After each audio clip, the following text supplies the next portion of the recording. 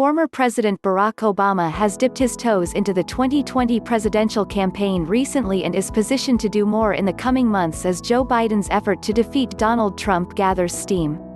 Interviews with about a dozen Democratic strategists, party officials and people close to Obama want the popular former president utilizing his powerful online presence and focusing on rallying key Democrat constituencies that are critical to a Biden victory. Obama is regarded as one of the most popular politicians in American politics and a huge asset within the Democratic Party. He left the White House with a near 60% approval rating. His endorsement for any candidate is the political campaign equivalent of an oilman and hitting a gusher. Obama would be most effective, interviewees said, in highlighting his former vice president's resume, rallying key Democratic voting groups like African American women, and pushing voters to register. The situation is unique. There hasn't been a popular former two-term president eager to hit the trail for his former running mate for years. On top of that, the coronavirus pandemic limits in-person campaigning and rallies. Still, the strategists interviewed say Obama is valuable and should be used everywhere. You rarely have a former president that is more popular than the now sort of nominee, Democratic pollster Cornell Belcher said. Barack Obama is the most popular political figure in America right now. Valerie Jarrett, who served as a senior advisor to Obama during his time in the White House, said Obama is committed to helping Vice President Biden in any way the Biden campaign thinks is helpful. The pandemic is forcing everyone to be more creative since the conventional ways of doing business, including campaigning, are not possible. Obama has a robust social media presence with millions of followers on his Twitter account, and Jarrett pointed to Obama's endorsement of Biden, which was an online video now that campaign rallies have become a thing of the pre-pandemic past.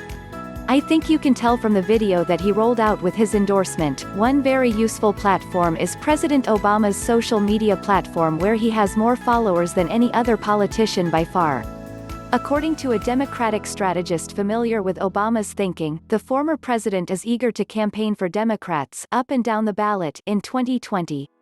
He plans to follow the lead of the Biden campaign as well as that of the main Democratic campaign arms, the Democratic Congressional Campaign Committee, the Democratic Senatorial Campaign Committee and other umbrella organizations. Obama was an active surrogate to boost Democrats in the 2018 midterm elections, but since then has taken a more restrained approach to the national spotlight. He has only waded into current politics a few times and mostly on an indirect basis. Most recently, though, he delivered a commencement speech for college graduates where he said the coronavirus pandemic had finally torn back the curtain on the idea that so many of the folks in charge know what they're doing. Obama didn't mention Trump by name, but the speech was widely regarded as a direct allusion to the president. It could also herald what Obama's public appearances in the final months of the 2020 presidential campaign would be like. Separately, during a closed event with thousands of supporters and Obama alumni, the former president warned that the Justice Department's decision to drop charges against the former Trump administration National Security Advisor Michael Flynn put the rule of law at risk. Campaign veterans and strategists say Obama is useful less as an attack dog going head-to-head with Trump and more as one who highlights a positive vision of why voters should elect Biden. To me, Obama is the world's best character witness, said Teddy Goff, who was digital director for Obama's second presidential campaign. Yeah, he can make the case that Trump is bad. He can certainly validate the case for Biden's policies. But essentially he's the most popular political figure on planet Earth, and the one guy he entrusted with the single most important appointment of his life was Joe Biden. But Obama could also persuade more people to vote. Meg Ansara, who was National Regional Director for Obama's first presidential campaign and more recently Battleground States Director for Hillary Clinton's 2016 presidential campaign, said one of the key priorities, especially in this environment, is voter registration.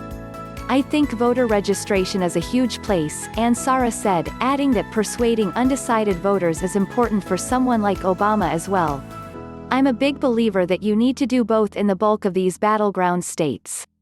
There have been moments during the last 3 years when Democrats had wondered why Obama didn't speak out more against Trump or weigh in more during the Democratic primary.